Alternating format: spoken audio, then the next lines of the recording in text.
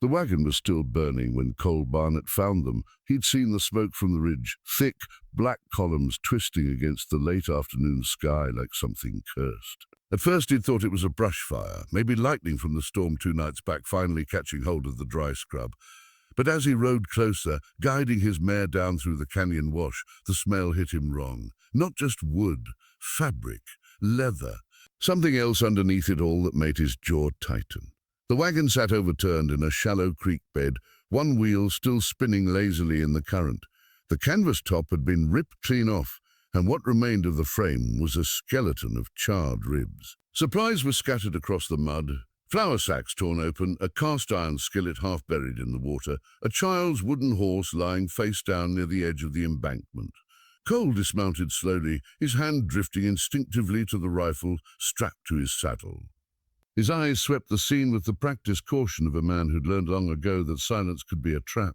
No bodies, no movement, just the crackle of dying flames and the low rush of water over stone. Then he heard it, a sob, barely louder than the creak, choked off almost as soon as it began. Cole's head snapped toward the sound. His boots squelched in the mud as he moved around the wreckage, scanning the brush and boulders that lined the ravine. For a moment he thought he'd imagined it, that his mind had conjured something human out of the wind and the water. Then he saw them, 2 children, huddled together beneath an overhang of rock, half hidden by a tangle of sagebrush.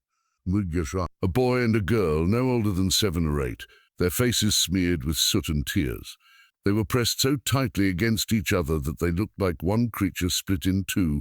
Same dark hair, same wide eyes, same terror etched into every line of their small bodies. The girl saw him first. Her eyes locked onto his, and she flinched so hard that the boy jerked beside her, his hand flying up as if to shield her from a blow. Cole stopped moving.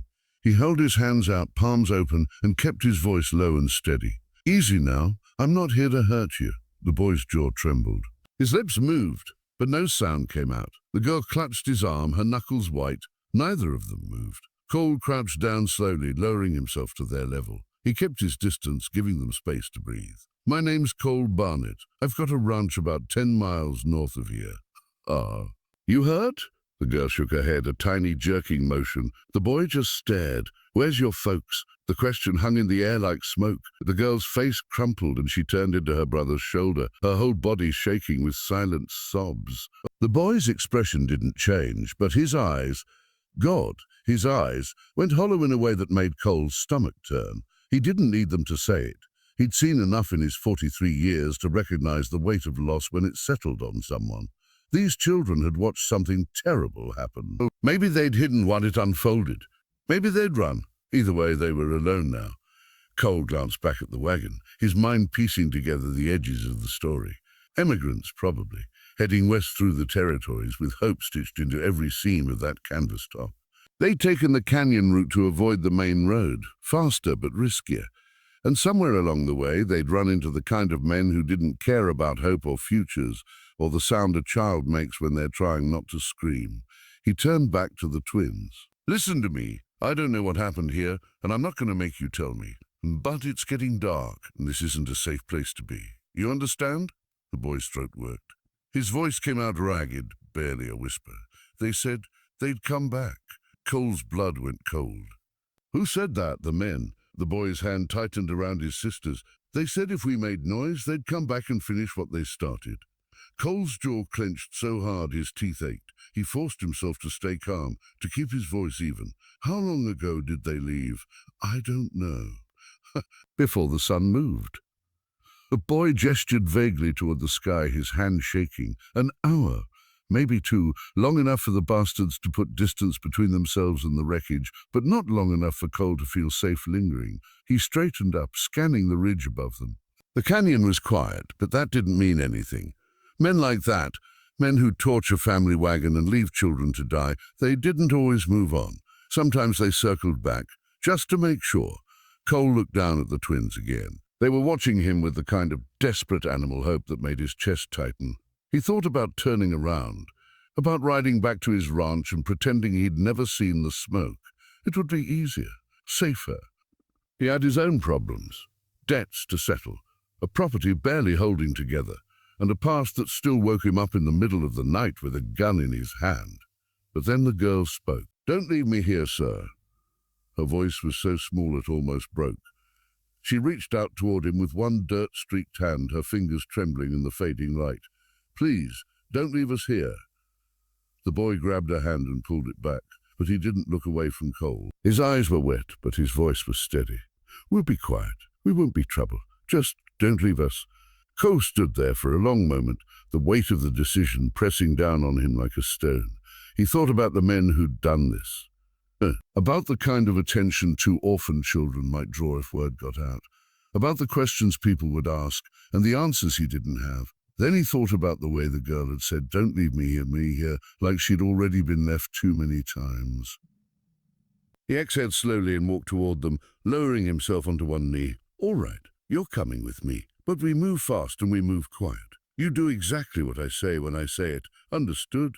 The twins nodded in unison, their expressions shifting from fear to something fragile and raw, relief. Cole reached out, and after a moment's hesitation, the girl took his hand. Her fingers were ice cold. The boy stood on his own, wobbling slightly, and Cole steadied him with a hand on his shoulder. "What are your names?" Cole asked as he guided them toward his horse. "I'm Lily," the girl whispered. "He's Thomas." "All right, Lily. Thomas." Cole lifted Lily onto the saddle first, then swung Thomas up behind her. "Hold on tight to each other. We've got a long ride ahead." He mounted up behind them, pulling them both close against his chest. The twins leaned into him like they were afraid he'd disappear if they let go. As they rode out of the canyon, Cole didn't look back at the wagon. He didn't need to. The image was already burned into his mind. Another scar to add to the collection. The sun was sinking fast, painting the desert in shades of blood and rust. Somewhere behind them, the men who'd done this were still out there. And somewhere ahead, Cole's quiet, solitary life was about to get a hell of a lot more complicated. The ranch house came into view just as the last light bled out of the sky. It wasn't much, a low-slung structure of weathered timber and stone, flanked by a barn that leaned slightly to the left and a corral that had seen better days. But it was home, or at least it had been for the past 6 years, ever since Cole had scraped together enough money to buy the land and start over. The twins hadn't spoken during the ride. They'd clung to each other and to him, their small bodies rigid with exhaustion and fear. Now, as Cole dismounted and lifted them down one by one, they stood in the dirt yard like statues, their eyes darting around as if expecting something to leap out of the shadows. "Come on," Cole said quietly. "Let's get you inside." He led them through the front door into the main room, a sparse, functional space with a stone fireplace, a rough-hewn table, and a pair of chairs that didn't match. The walls were bare except for a rifle rack and a faded map of the territory. It wasn't warm or welcoming, but it was safe. That would have to be enough. Lily and Thomas stood in the center of the room, their hands clasped together, waiting for instruction like soldiers in a strange land. Cole lit a lantern and set it on the table. "Sit," he said, gesturing to the chairs. "I'll get some food." They obeyed without a word, perching on the edge of the seats like birds ready to take flight. Cole moved to the small kitchen area, pulling out a loaf of bread, some dried beef, and a jar of preserves. It wasn't much, but it was more than they'd had in the last 24 hours. He set the food in front of them and watched as they stared at it, hesitant. "Go on," he said. "Eat." Lily picked up a piece of bread with trembling fingers and took a small bite. Thomas followed her lead, chewing slowly, his eyes never leaving Cole's face. Cole poured water from a pitcher into 2 tin cups and placed them on the table. "When you're done, we'll get you cleaned up. There's a creek out back, and I've got soap. You can sleep in the loft tonight." Thomas swallowed hard. "Are we staying here?" The question hung in the air, heavier than it should have been. Cole leaned back against the counter, crossing his arms. "For now, until I figure out what to do with you." "What about our mama and papa?" Lily's voice was barely a whisper. Cole's jaw tightened. He didn't know how to answer that. Didn't know if he should tell them the truth or let them hold on to hope a little longer. In the end, he chose honesty. It was the only thing he had left that felt clean. "I don't know where they are, Lily, but we'll do what we can to find out. Tomorrow." The girl's face crumpled and she pressed her fist against her mouth to stifle a sob. Thomas put his arm around her, his own face blank and unreadable. Cole looked away. He wasn't good at this, at softness, at comfort. He'd spent too many years learning how to survive, how to keep his distance, how to not let anyone close enough to hurt him. But these kids, they didn't have anyone else. And whether he liked it or not, that made them his problem. He cleared his throat. Finish eating, then get some rest. We'll talk more in the morning. The twins nodded and returned to their food, eating in silence. The next morning came too fast. Cole woke before dawn, as he always did, and found the twins already awake, sitting on the loft ladder with their legs dangling over the edge. They watched him move through the room, lighting the fire, boiling water for coffee, their eyes tracking his every movement. "You two sleep at all?" he asked. Thomas shrugged. Lily shook her head. Cole sighed. "All right, come down here. We need to talk." They climbed down and stood before him, waiting. Cole poured himself a cup of coffee and leaned against the table, studying them in the pale morning light. They looked even smaller now, even more fragile, their faces gaunt, and their clothes hanging off their thin frames. "I'm going into town today," Cole said. "Need to pick up supplies and ask around. See if anyone knows anything about what happened to your folks." Lily's eyes went wide. "Can we come?" "No." The word came out harsher than he intended, and he softened his tone. "It's safer if you stay here. I'll lock the doors, and you don't open them for anyone but me. Understood?" Thomas frowned. "What if those men come back?" "They won't. They don't know where you are." Cole hoped that was true.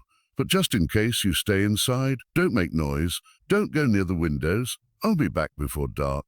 The twins exchanged a glance, some silent conversation passing between them. Finally, Thomas nodded. "We'll stay." "Good." Cole drained his coffee and grabbed his hat from the peg by the door. "There's food in the pantry. Help yourselves, and if you hear anything at all, you hide. There's a space under the floorboards in the loft. Lift the third plank from the left." Lily's voice was small. "You're coming back, right?" Cole paused, his hand on the door. He looked back at her, at the naked fear in her eyes, and felt something twist in his chest. "I'm coming back," he said. The town of Ashford was a dusty, sun-bleached collection of buildings, huddled around a main street that turned to mud when it rained and cracked like bone when it didn't. Cole rode in slowly, his eyes scanning the faces of the people he passed. Ranchers, shopkeepers, drifters, no one he recognized. No one who looked like trouble. He tied his horse outside the general store and stepped inside, the bell above the door chiming softly. The owner, a wiry man named Haskell, looked up from behind the counter and nodded. "Barnett, what brings you in?" "Supplies," Cole said, "and information." Haskell raised an eyebrow. "What kind of information?" "Heard anything about trouble out near Canyon Creek?" "Wagon attack, maybe 2 days ago." The shopkeeper's expression darkened. "You hear about that?" "Saw the wreckage." Haskell leaned in, lowering his voice. "Sheriff's been asking around, but no one's talking. Word is it was a family, emigrants heading west. Couple of men hit them, took what they wanted, burned the rest. Any survivors? Not that anyone's found." Haskell paused. "Why? You know something?" Cole kept his face neutral. "Just curious. I'll take a sack of flour, some beans and coffee." Haskell studied him for a long moment, then shrugged and turned to gather the supplies. As Cole paid and loaded the goods into his saddlebag, he felt the weight of the decision pressing down on him again. He could tell the sheriff, turn the twins over to the law and let someone else deal with them. It would be the smart thing to do, the safe thing, but as he rode back toward the ranch, the memory of Lily's voice echoed in his mind. "Don't leave me here, sir." He couldn't do it. Not yet. Not until he knew they'd be safe. 3 days passed in uneasy quiet. Cole fell into a rhythm he hadn't expected, waking before dawn, checking the perimeter, making sure the twins had food and water. Lily and Thomas moved through the house like ghosts, speaking only when spoken to, their eyes always watching, always waiting for the other shoe to drop. On the 4th morning, Cole was mending a fence post near the barn when he heard it. Hoofbeats. Multiple horses moving fast. His hand went to the rifle leaning against the fence, and he straightened, scanning the horizon. A moment later, 4 riders crested the ridge to the east, silhouetted against the morning sun. They weren't in a hurry, but they weren't casual either. They rode with purpose, their eyes sweeping the ranch as they approached. Cole's gut twisted. He recognized the lead rider, a broad-shouldered man with a scarred face and a reputation for violence. His name was Dutch Carver, and he ran with a gang that operated along the territorial borders, preying on immigrants and traders. Cole set the rifle across his shoulder and walked out to meet them, his heart pounding but his face calm. Dutch reined in his horse about 10 feet away, a slow smile spreading across his face. Cole Barnett, been a long time. Not long enough, Cole said evenly. Dutch chuckled. Still got that mouth, I see. He gestured to the men behind him. We're looking for something. Thought you might be able to help. I doubt it. Two kids, Dutch continued, ignoring him. Boy and a girl, twins, about yay high. He held his hand at chest level, saw them running from a wagon we came across a few days back. Figured they might have wandered this way. Cole's blood turned to ice, but he kept his expression neutral. Haven't seen any kids, just me out here. Dutch's smile didn't waver, but his eyes went cold. That so? Mind if we take a look around? Yeah, I do. The tension snapped tight. The men behind Dutch shifted in their saddles, hands drifting toward their guns. Cole's grip tightened on the rifle. Dutch leaned forward, his voice dropping. Here's the thing, Cole. Those kids saw something they shouldn't have, and we can't have them running their mouths to the wrong people. Do you understand? I told you, Cole said slowly. I haven't seen them. For a long moment, Dutch just stared at him, weighing the truth of his words. Then he straightened and tipped his hat. All right, but if you do see them, you let me know. There's money in it for you. I'll keep that in mind. Dutch turned his horse and rode off, the others following. Cole stood there until they disappeared over the ridge, then exhaled shakily and turned back toward the house. The twins were watching from the loft window, their faces pale. They were running out of time. That night, Cole sat by the fire, sharpening his knife in slow, deliberate strokes. The twins sat across from him, Lily wrapped in a blanket and Thomas staring into the flames. They're going to come back, Thomas said quietly. Cole didn't look up. I know. What are we going to do? Cole set the knife down and met the boy's eyes. We're going to be ready. We're going to be ready. Lily pulled the blanket tighter around herself. Why are you helping us? The question caught him off guard. Cole leaned back in his chair, considering. I don't know, he said honestly. Maybe because no one helped me when I needed it. What happened to you? Lily asked. Cole hesitated. He didn't talk about his past, not to anyone, but something about the way she looked at him, with those wide, trusting eyes, made the words come easier. I had a family once, he said quietly. A wife, a daughter. We were heading west, just like your folks, but we ran into trouble. The kind you don't walk away from. Lily's eyes filled with tears. What happened to them? They didn't make it. Cole's voice was flat, emotionless. I did. And I've been trying to figure out why ever since. Thomas stared at him. Is that why you saved us? Cole nodded slowly. Maybe. Or maybe I just got tired of running. Lily stood up and crossed the room, stopping in front of him. She reached into her pocket and pulled out a small tarnished locket. This was my mamma's, she said, pressing it into his hand. She said it would keep us safe. Cole looked down at the locket, his throat tightening. You should keep this. No. Lily's voice was firm. You keep it. So you remember. Remember what? That you're not alone. Cole's eyes burned. He closed his hand around the locket and nodded. For the first time in 6 years, he didn't feel like a man running from ghosts. Dutch Carver came back 2 nights later, and he didn't come alone. Cole heard them before he saw them. 6 riders this time, their torches cutting through the darkness like angry stars. He'd been expecting this. Preparing for it. The twins were hidden in the space beneath the loft, just as he'd instructed, and the rifle was loaded and ready. He stepped out onto the porch, his shadow long in the firelight. Dutch reined in his horse, his face twisted with fury. Last chance, Barnett. Hand them over. No. Then you're a dead man. The first shot came from the left, and Cole dove behind the water trough, returning fire. The night exploded into chaos, gunfire, shouting, the scream of horses. Cole moved with the practiced efficiency of a man who'd survived worse, picking his targets, making every shot count. One rider went down, then another, but there were too many. A bullet grazed his shoulder, spinning him around. He hit the ground hard, his vision swimming. Dutch dismounted and walked toward him, gun raised. Should have taken the money, Dutch said. Then a shot rang out, not from Cole's gun, but from the house. Dutch staggered, clutching his side. Thomas stood in the doorway, Cole's pistol trembling in his hands. The remaining riders scattered, disappearing into the night. Cole dragged himself to his feet, his shoulder screaming in protest, and stumbled toward the boy. You all right? Thomas nodded, his face pale but determined. I wasn't going to let him hurt you. Cole pulled him into a rough embrace, then looked toward the loft. Lily, she emerged, shaking but unharmed. They were safe, for now. 6 months later, the ranch looked different in the spring, greener, more alive. The twins had settled into a rhythm, helping with chores, laughing more often, sleeping through the night. Cole stood on the porch, watching them chase each other through the tall grass, and felt something he thought he'd lost forever: hope.